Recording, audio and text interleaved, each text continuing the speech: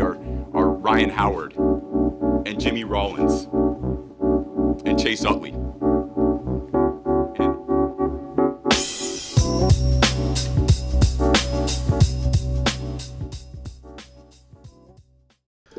All right, let's see if I know how to do this still.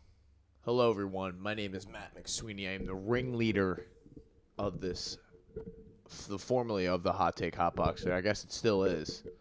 But you gotta clock in every once in a while for this thing to still mean anything to all 4 to 5 of my fans out there. I know you're out there listening to this. I appreciate you and I thank you, every single one of you. I love doing this. Haven't had the time in I guess months. Just not really honestly the passion for it either. Just then, frankly, what it comes down to, I didn't have much to say. And long story short, I have something to say now. So now I'm here, and I'm here to impart some wisdom or whatever I can to everyone out there. Today is July 31st, 2019. It is the MLB trade deadline. Baseball's trade deadline that happens every year. It is a hard deadline this year. As opposed to past years, you would be able to acquire guys in August via the waiver. They would go on waivers, and you'd be able to make trades after the after the July deadline. But they got rid of that. They want everyone making moves now in July. And I guess we could sit here and talk. I could sit here and lecture, and no one really cares though about talking about how the deadline works and how there's now something like this has happened, and now they can't make moves in August. Now a lot of teams are gonna be unwilling to part with some of their players. They're gonna think that they're still in the race. I mean, just last night there was a trade. Trevor Bauer to the Cincinnati Reds, and the Cincinnati Reds, not this year, are not going to the playoffs this year. And there's a good chance they don't go to the playoffs next year. So, and even with the Mets getting Stroman, that didn't make any sense either. For a team that, what are they, 6 games out? The Phillies are a game out right now. I'm going to check that for sure. But, when I was checking it out last night, they were still a game out. I know the Brewers and stuff are playing, and I know that doesn't really have much bearing, but I do want to, for being right's sake, I would like to know exactly where we stand right here. We are technically in the wild card. We are the leader. Brewers are a game back, and we are tied with the Cubs for the second wild card spot. So we're in good shape, and that leads you to ask. This team right now, we won last night 4-2. Phillies came out, beat the Giants, blah, blah, blah. They played like garbage this weekend against the Braves. I was there for Friday and Saturday, of course, the 2 games that they got hosed and absolutely railroaded by themselves. A total lack of just effort, care, and anything. Just emotion. And it didn't seem to me like anyone cared. Not even once you realize that the players don't care, why should I care up in the 400 section? One day I was down in right field. I had left field. I had great seats, and that game was over by the 4th inning. And the game I was at on Saturday when Eflin pitched, the game was over by the 2nd inning. Could have gone home. As soon that guy was pitching, he was cruising through the 1st inning, even cruising through halfway through the 2nd inning, and then it just like he hit a wall. And it blew up right in his face. Now he's in the bullpen. The Phillies right now have a rotation. I'm going to be running through. I have so much to say, okay? So try to stay with me. I'm just going to keep reeling it out as quickly and as much as I can. And I guess then we can just pick up the pieces afterwards. We got, right now in our rotation, we have Aaron Nola, Drew Smyly, who pitched a great game last night, and I will not use that sarcastic tone when I say his name anymore, but a couple more, Drew Smileys will come out. We got Jason Vargas. Yeah, where do you begin, I don't want to shit on the guy before he does anything, but who cares, Who cares? It's just another guy. Drew Smiley has pitched well. For me, you get all these trash heap guys. There's no way that these guys all come together and form this supernova of a rotation, and we, start cruising into into an easy playoff spot. Arrieta, I guess, is still a part of the rotation, but whenever things go bad, it's just going to be the bone spurs. So he'll at most give you 5 innings. And Friday night was, he wasn't terrible, but he wasn't great either. So, you haven't really gotten greatness out of Jake in quite some time, probably since the early months of the season, April, May. Other than that, you haven't really seen anything. So I didn't even get through the rotation. Still got Vinny V in there, Vinny Velo. Who is another guy who will only give you 5 innings, max, no more, maybe less, and that's where we stand. Pavetta's in the bullpen. He didn't have a great night last night, but I like the switch. I'm curious to see what Eflin does. I saw Gabe talking after the game last night, saying that he was going to use Eflin as a little bit of a buffer for guys like Velasquez and slipping my name on Arrieta. As like a buffer, he's going to come out of the pen, be the long relief, innings eater sort of role that is commonly used in baseball, but not when your rotation, I guess, isn't such bad. But listen, hey, whatever. All that said, I just don't know how long these Band-Aids, stopgap sort of acquisitions, how far does this take us? Does this get you through August, September, and into October? I don't believe it, but I don't see how. This is my personal opinion. I guess it could happen. They won't beat anyone in the playoffs with a team like that. The lineup would have to, I guess, guys like Harper would have to start tearing the cover off the ball. They don't really have like huge holes in their lineup. They could obviously use more production from Franco and one of the outfield spots not named Harper or Kingery, because I guess Kingery is basically your center fielder at this point, even though he goes wherever they need him to. You still got Hernandez. Cesar is going to be here, obviously, at least till the end of the year. I think after the year they'll get rid of him and they'll move Kingery into his natural position. But, sorry. But, at left field, I guess Jay Bruce wasn't supposed to be that guy. McCutchen was, going to be the guy. I think the team would be fine if we had McCutchen, lineup-wise. I think losing him was way, way more detrimental than maybe we even thought. We knew it was a big blow, but losing him, the offense still is reeling and still hasn't recovered since then. I don't think we've been the same team. Let alone leadership and just experience and all the things that he brings to the clubhouse. Just the consistency on the field that you would always get from him, that he always fielded his position well, and he always just, made the pit, like it just seemed like our lineup was just fuller. If that even makes sense. Like it seemed like it had more of a chemistry to it, like a flow. Like McCutchen would get us started off right, whether it was a home run or he always made the pitcher, throw pitches. He saw pitches and he would make. I don't know, man. It was just a huge difference maker. But he's obviously not here, and they haven't replaced him at all. Not even. They're not going to, but they haven't even come close to replacing his bat. They've mixed in guys like Roman Quinn. Roman Quinn's been terrible. Terrible at the plate, but he's. He does his thing. He does his thing with the glove, and he obviously can run. That's his thing. He steals bags and shit like that, but he hasn't done much of anything this year for us. I'm not even I don't know. I don't want to go out there and say names or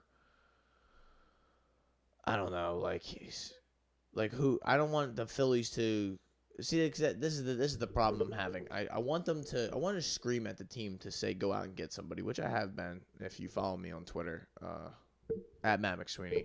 For I don't know if you're not, hell, if you're listening to this and you don't follow me on Twitter, God bless you and I love you. Okay, and I love you too if you follow me on Twitter because that's tough for you. But man, that's a quick. I forgot where I was. That's why I need somebody here, man. Somebody here to bounce that back off me. Somebody to just tell me what the fuck I was just talking about. But it obviously wasn't that important. Phillies. Oh no, that's what. There you go. Just came back to me that quick. Genius right here. Phils. I don't want them to clear their minor league system out and go out and get, I don't know, say Greinke as an example, or it was going to be Bauer, but he's obviously not on the table. But maybe he is. Maybe the Reds still trade him by tomorrow. That's a very big possibility because it doesn't make sense to me why the Reds would want him. Why they would hold on to him.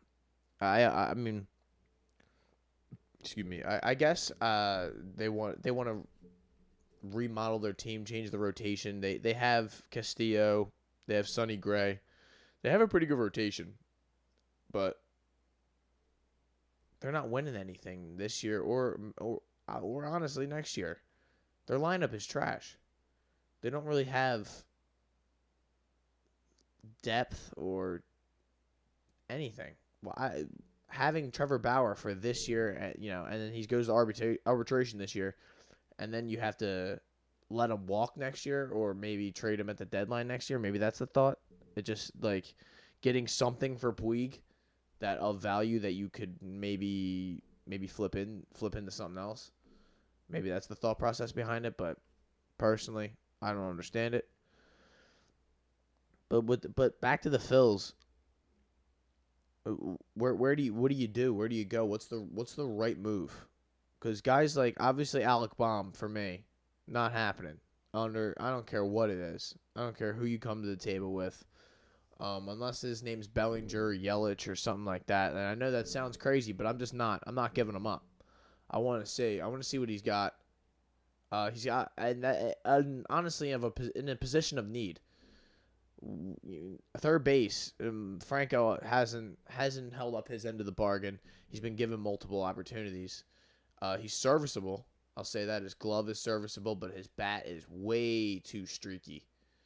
And I mean, when it's hot, and it can carry the team for a week or so. But it honestly doesn't go much longer than that. After that, you start getting the strikeouts and the pop-ups, and he hits the ball hard. But when he's bad, it's just his head starts flying out, and he starts, and his fielding doesn't, it doesn't, it goes down with the batting. It seems like, and I don't have numbers to back that up, but it just seems his whole mentality, it goes down when he's not hitting at the plate, and when he's hitting, he's doing everything for the team. He's the team's best player, honestly. But I've heard some Spencer Howard that he could come up. He's so close to being major league ready that he could be up by September. He could be a September call up for the team. And Adonis Medina. I'm not totally, against trading him. I know I'm not going to pretend like I'm a huge prospect guy, but these are the names that I always hear just thrown around. I would like to find a team that needs major league ready outfielders or a major league ready outfielder and try to just get something for Nick Williams or package him in a deal with maybe, another minor leaguer that's not our best minor leaguer in the system and get maybe a guy of Tanner Roark or I don't know, Mike Mine. I don't know how much what the you see. I don't know what these guys are going for, but I would like to get a not top tier, not bottom tier, but somewhere in the middle. And we need that second or third starter. We technically need a second starter because we need someone with Nola to like. Nola is our only pitcher right now that has thrown with any sort of consistency, and he was even bad during the beginning of the year. Everyone was starting to wonder, well, what's going on here? Is this with mid? Do we night Nola too quick? Is this the same guy? He is. That dude's a beast, and he will continue to show it until the end of the year. He needs a running mate. He needs another starter, especially if we plan on going to the playoffs. If we plan on going to the playoffs, then that rotation that I just named for you, that Nola, Velasquez, Smiley, Vargas, and Arrieta is not going to do it. That ain't going to do it. So I would ask you, what's the point then? Just sell if that's what you want to do. Going to the playoffs and getting a basically a participation trophy, a bus token, and saying thank you for your service, thank you for your appearance, but you're no longer needed, and we get booted out of the playoffs in 3 games because Jason Vargas or Drew Smiley got blown up, or in game 1 when maybe Nola and the ace that we're playing. Hell, I'm talking even too far. We would have to win a wild card game, so Nola would probably throw in a wild card game. Who the hell knows after that? And then the rest of the rotation would be so garbage that they would just get run through in the first round. Is that a situation that we want? I guess it's better. It beats a stick in the eye, but I personally think we can do better. I think we can find something. I think we can find a situation that's beneficial for all parties involved, our trade partner and us. We got, I don't know what time this will come out, but if the trade deadline is under 24 hours away. And Klentak has not made a move of consequence at all. He's picked up guys like Blake Parker and some guy Morin that I think he's from the I don't even know, dude. I don't know. Was he from the Twins? He might have been. I think Parker's from the Twins. I'm having trouble keeping up with all these guys. What are we? What were we? Are those guys even? Like, it's so frustrating, man. Klentak could have finished this. He could have solved the situation long ago. In the offseason, he had plenty of opportunities to go get pitchers. He had plenty of opportunities at last year's deadline. He could have had Cole Hamels, which we all wanted, and the Cubs got for virtually nothing. We could have had him. We didn't want him. We finally got some lefty starters, but they barely throw above 91. Like I said, I would be jumping around. I'm a lot higher on the Phillies than I have been in recent days. During that Braves series, I was ready to sell the team and start rooting for the Expos.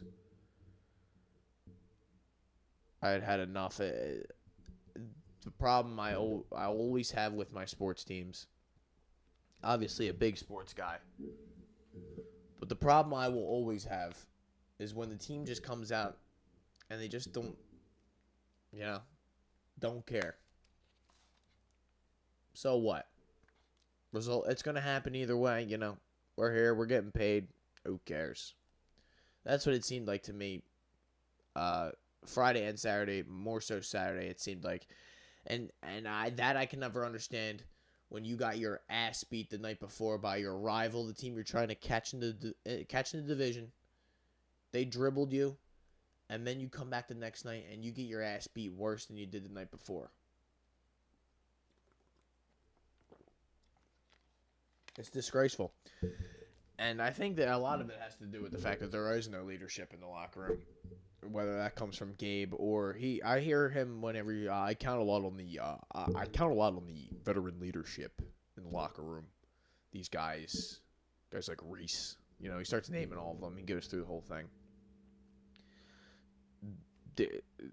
I don't think there's no accountability. Obviously, I mean, we could go through the whole thing. Guys not running out pitches, then whatever. We're running out, fly balls and Franco and Segura and all that.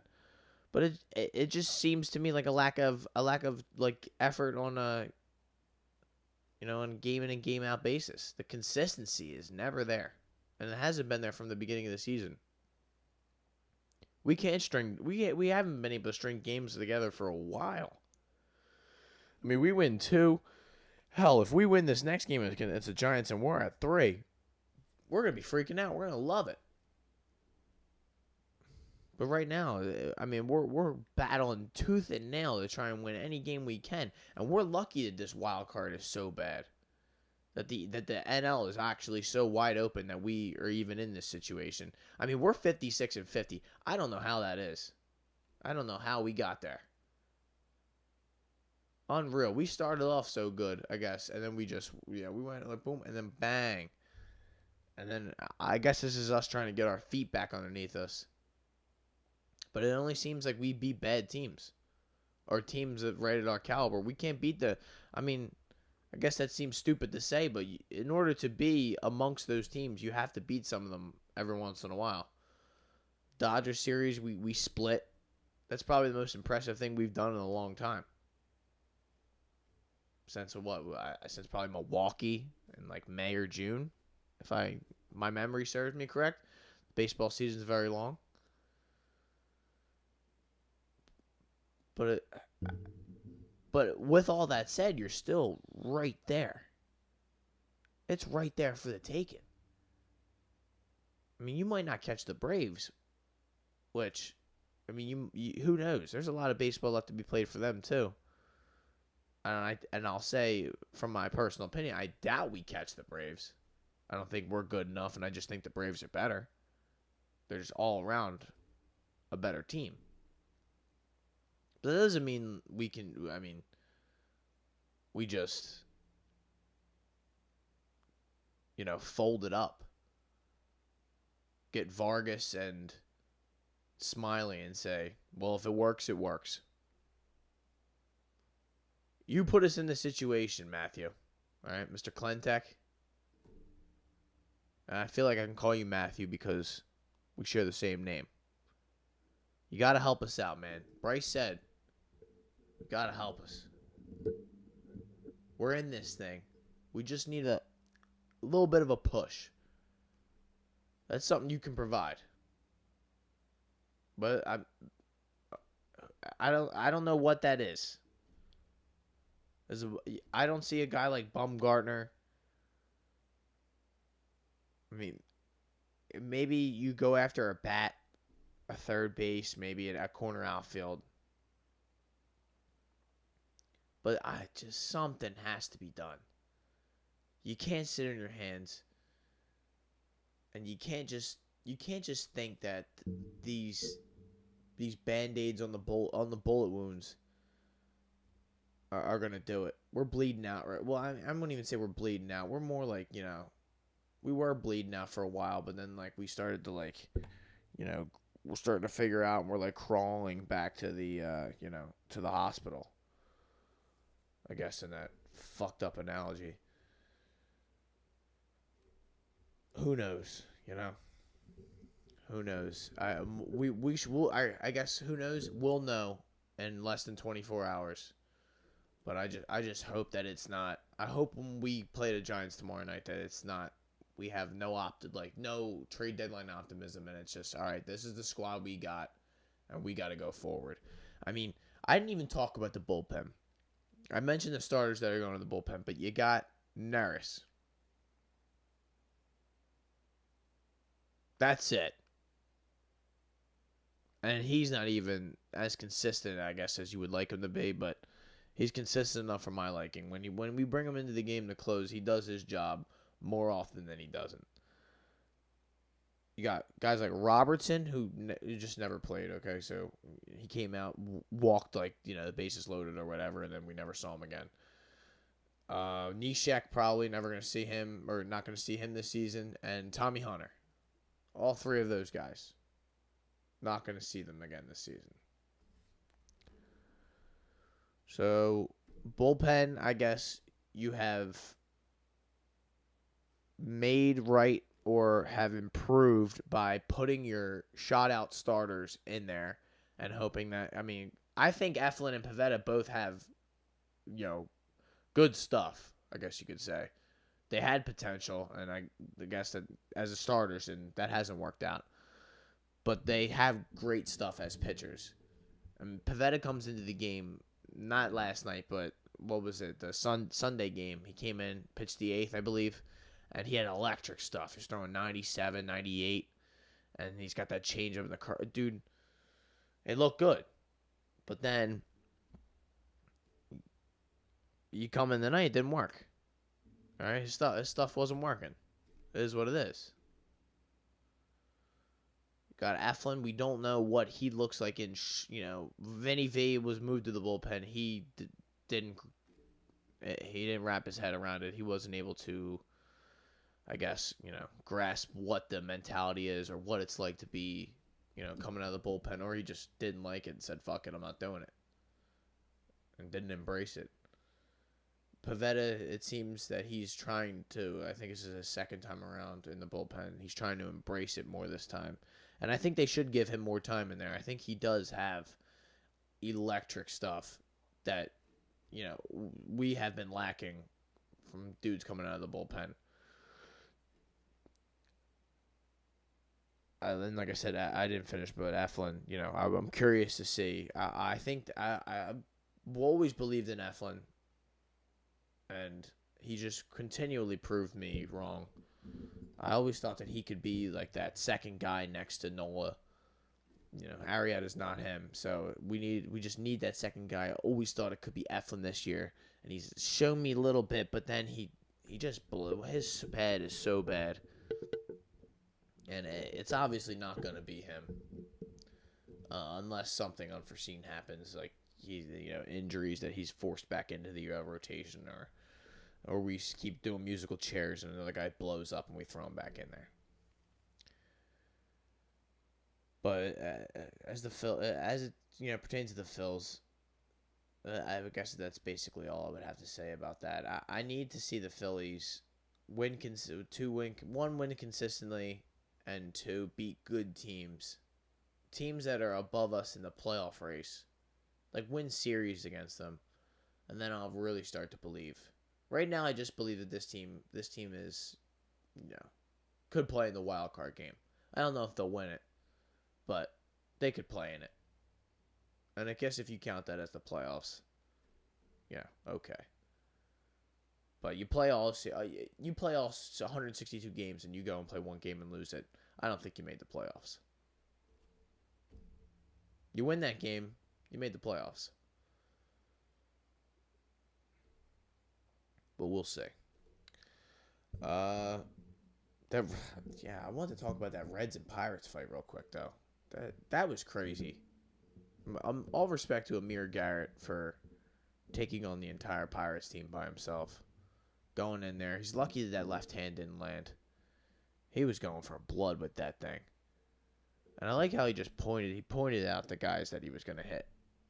Like, they must have been talking from the dugout. And just respect for it. Like, he didn't wait for any of his guys. He didn't fake it. He wasn't any of those fake baseball fights. Like, Puig kept, like, walking up to guys and, like, doing that. Like, yo, what are you going to do? Like, dude, you're right in my face. Like, and no one's even, like, threatening to hit each other. So, you're at work, dude. You ain't fucking knocking me out at work. Not when we're getting paid millions of dollars. I don't know, but Amir Garrett had obviously a different idea. He sprinted off the mountain. If you haven't seen it, I don't know what you're doing. If you saw this before you saw the Amir Garrett thing, you crazy. But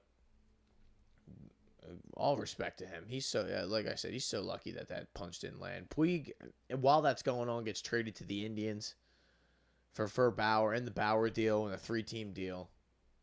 which, let the baseball guys explain that to you, because I don't know. You tell me who won that trade. I mean, shit. It seemed to me like a bunch of bad teams. I mean, maybe the Indians. Indians are a good team, but they just traded one of their best pitchers. Not that they're just gonna go down the tube because they traded Trevor Bauer, but maybe that's good. Maybe it's good to get that psychopath out of your locker room after he gunned the ball in the center field. But who am I to say? That's Cleveland's problem, not mine.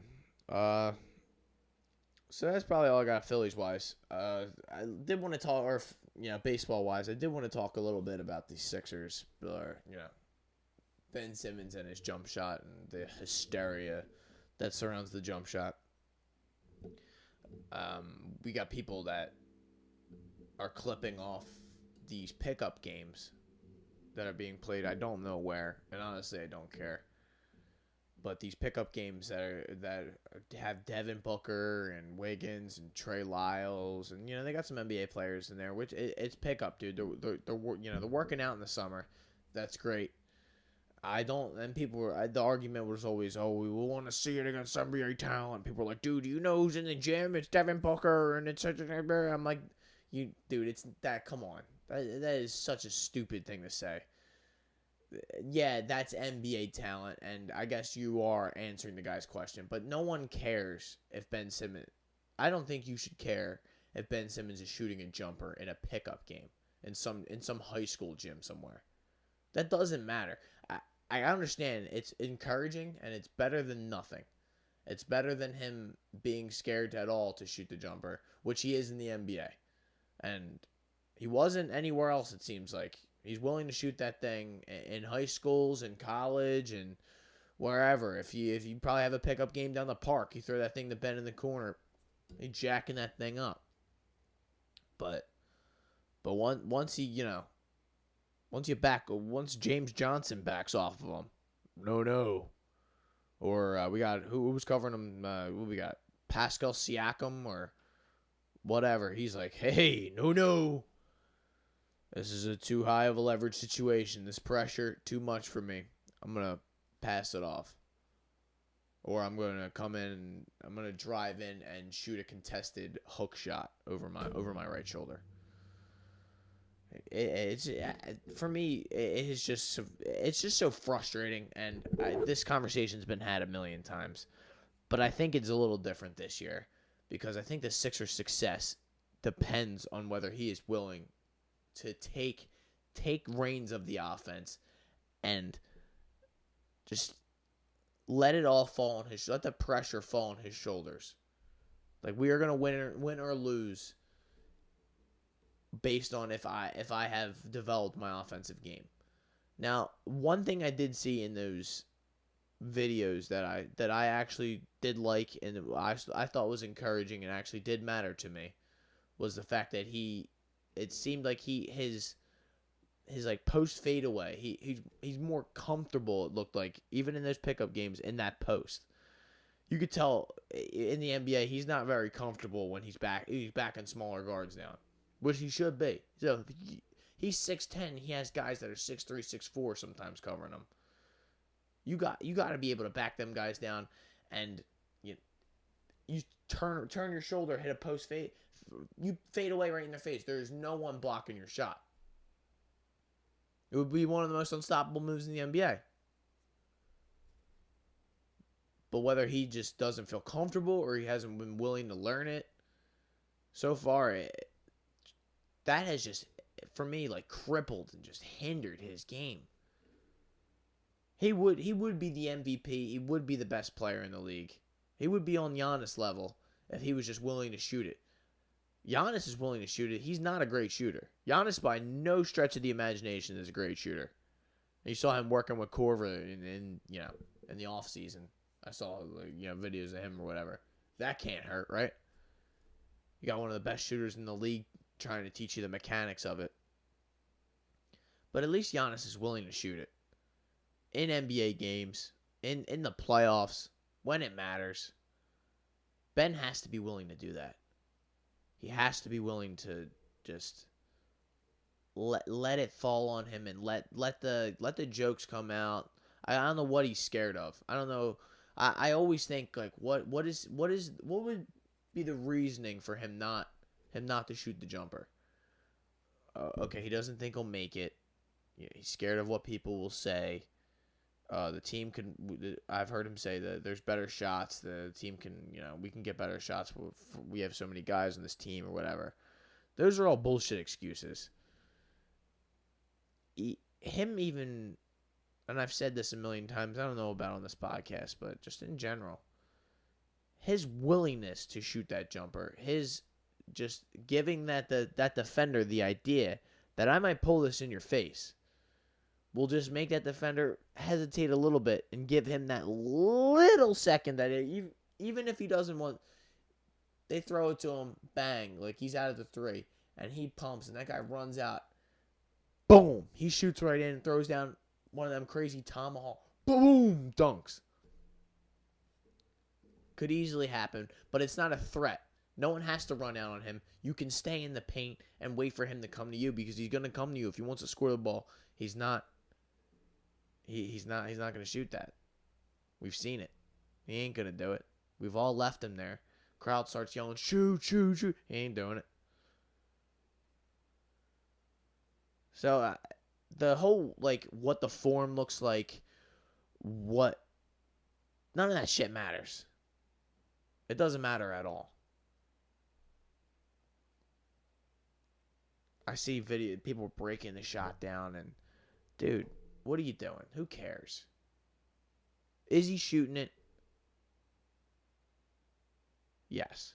That one turnaround where he had I think it came out yesterday, he had the Phillies shorts on. That one looked crazy. Like that's pretty impressive to just be able to on the fly turn your body like that and just have your weight underneath you and just make it look normal. Like none of it was off balance. It looked natural for him to shoot that shot. And it just it's frustrating, and it just makes you wonder, why don't you do this all the time?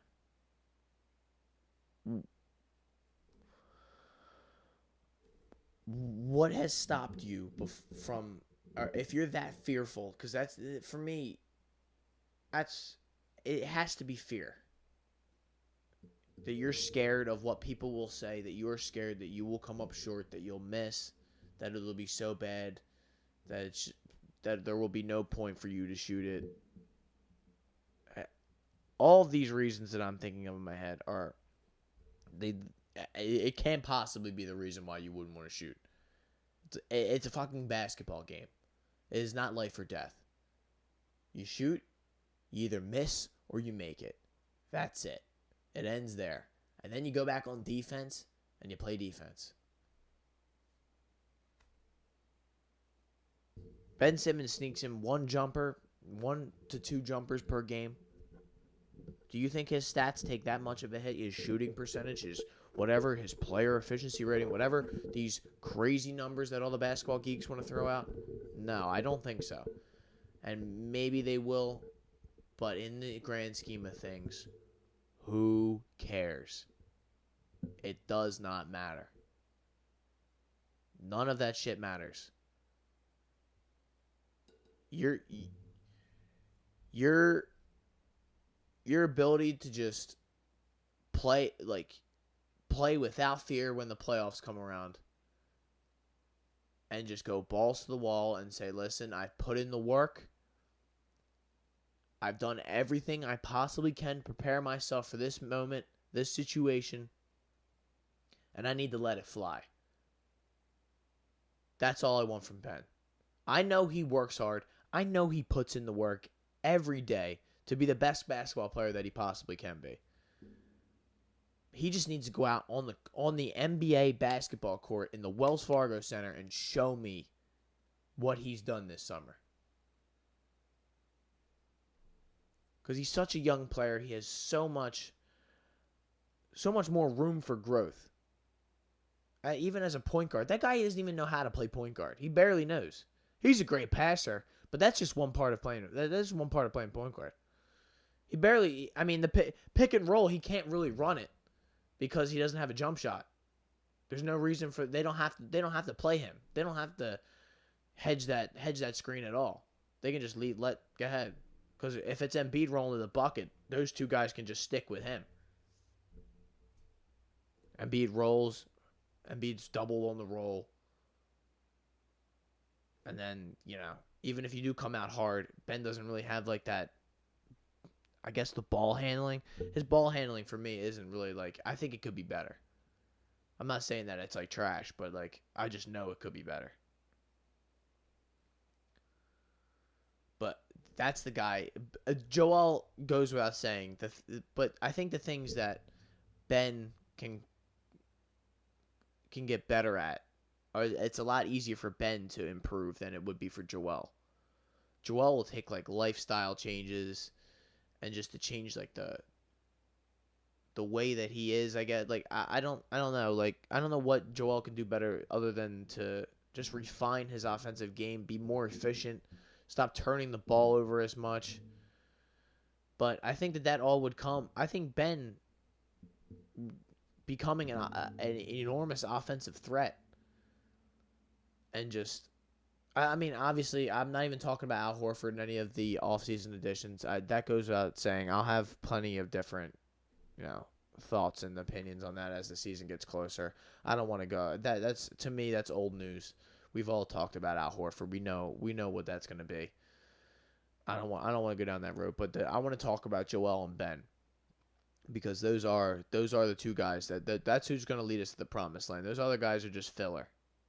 They fill in the cracks when those two aren't playing well, or when because it takes more than two guys to win a title. I mean, I guess not this year, but as you'll see, it will be more than two guys.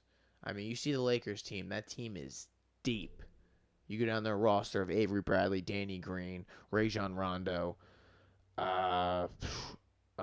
I mean, I think they still have JaVale McGee, but I'm drawing a blank on the rest of them guys. But they have a deep, deep, deep team. Same with the Clippers. Returning a lot of those guys from last year.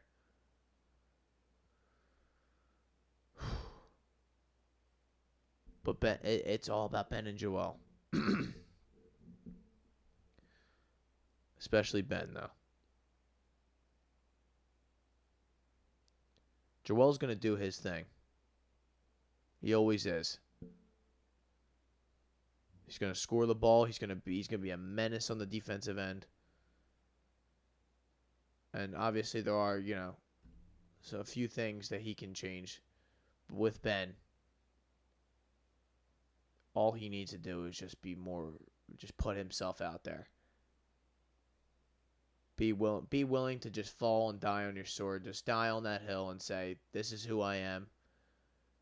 And, I mean, I was thinking earlier today, guys like Josh Smith and even Iguodala and Josh Smith, they're not great jump shooters, but they shoot it all the time. They still shoot it because even Rondo was a terrible jump shooter when he came into the league. And he's still not great. But he still presents that threat. That, if you throw this to me in the corner, guy like Pat Bev. Speaking of the Clippers, Pat Bev. That guy wasn't a great jump shooter when he came in the league. He made himself. Into that. And even, like I said with Rondo's a better example of a worse case because Rondo really never even became a great jump shooter. But he still shoots it. He still puts it up. He still gets the defense thinking. It's a threat. It's a part of his game. And Ben needs to make that jumper a part of his game. And it doesn't even, and I think people are saying shooting threes. It does not have to be a three-pointer. All it has to be is that foul line extended. And then as I mentioned, that post game. His post game has to. I would even start there. Go post, and then we can. We can find our foul line extended jumper. But the Sixers and the NBA. The NBA is as open as it has ever been.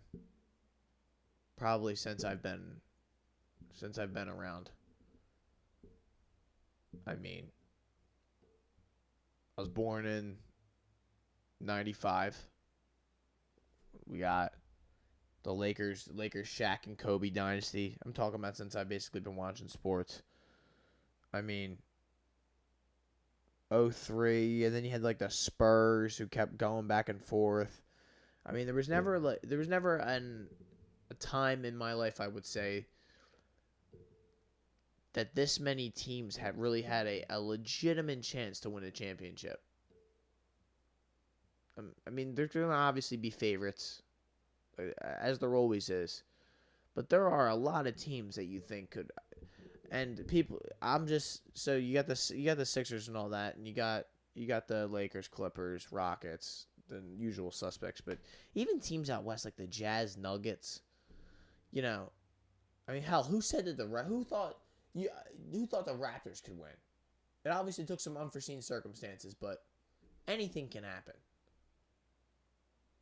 This league this year, with no Warriors, no Warriors that even resemble the Warriors that we've seen in the last couple of years, and we got no KD this year for the Nets. This is the Sixers' year.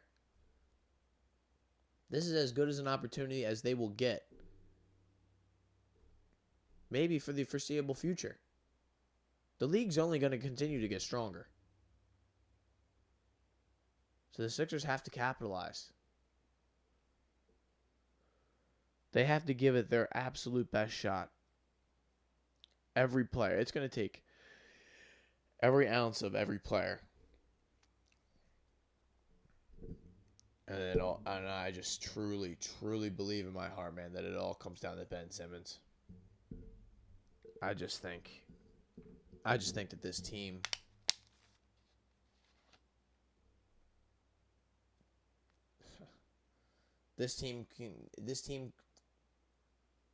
sky is the limit for this team, I guess, to use a corny and,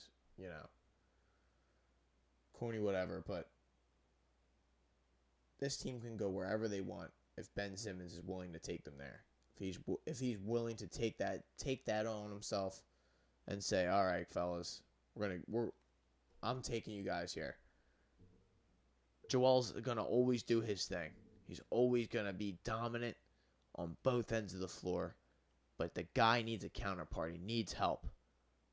We thought Jimmy Butler was gonna be that guy. I mean, for the most part, he was, but even then, it's just not, it's not even two. You don't even need, like I said, you need more than two. But Ben needs to hold his own. I'm done. I'm not going to go in. I keep saying the same shit over and over again, but it's just how I feel, man.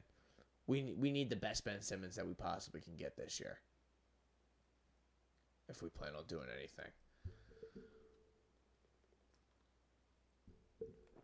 Oh, man. And nothing's changed, ladies and gentlemen. Remember to drink your water. Water is so important. Whew. Man, this is good. It's good to be back. Feels great. Feels natural. It's like riding a bike. Could sit here and talk. It's like talking to my shrink. He didn't say anything back. But he just listens to my sports rants all day long. And I love that. Let's see what else we got to get. I guess we could talk a little Eagles. I just wanted to talk about, I guess, a few things. A few of the things that we're hearing from training camp.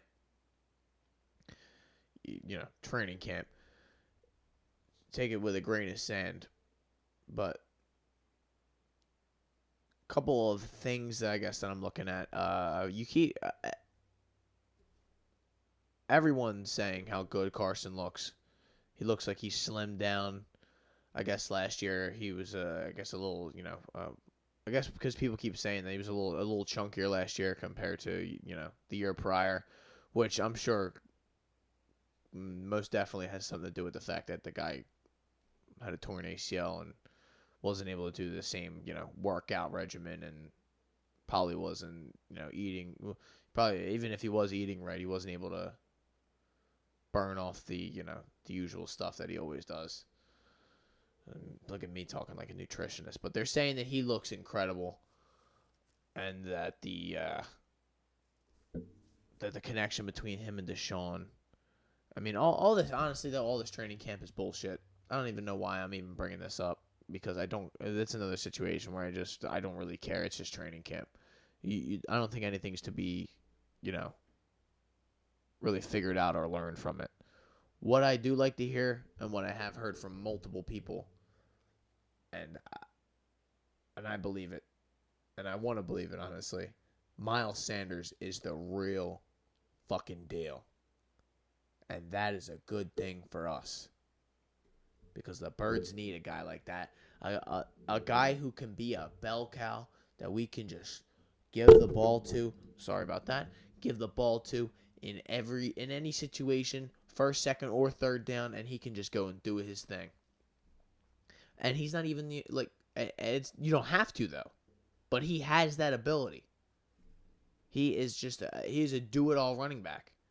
That's what I think Miles Sanders is. He can do whatever we need. And here I am talking about a guy. I just said training camp doesn't matter. I'm talking about him like he's the next Barry Sanders. But it's just good. These are good things to hear. It's better than nothing, right? As Ben Simmons people would say, would you rather him not be taken? Because we would suck. All right. I'm getting delirious anyway, but look out for Miles Sanders. I think the defense. I think the Eagles. Not that I don't think the Eagles win the Super Bowl every year, but I really think the Eagles are the bona fide favorite, especially in the NFC. Saints are coming into camp in shambles. Michael Thomas doesn't want to. He ain't showing up. We got the Rams with Gurley's arthritic knees. The Cowboys, Zeke ain't showing up. Who else? In the NFC, who else? The Bears? Nah, bro. A broken down version of our team last year beat you guys in your house. Because your kicker forgot that you're supposed to go through the uprights, not off of them. Appreciate that again, Cody. Thank you, my brother. Checks in the mail. That's it, though. That's all I got to say. And for another podcast, I will not mention the Philadelphia hockey team. You all have a great day. Hot Take, Hot Box, Matt McSweeney. I'm back.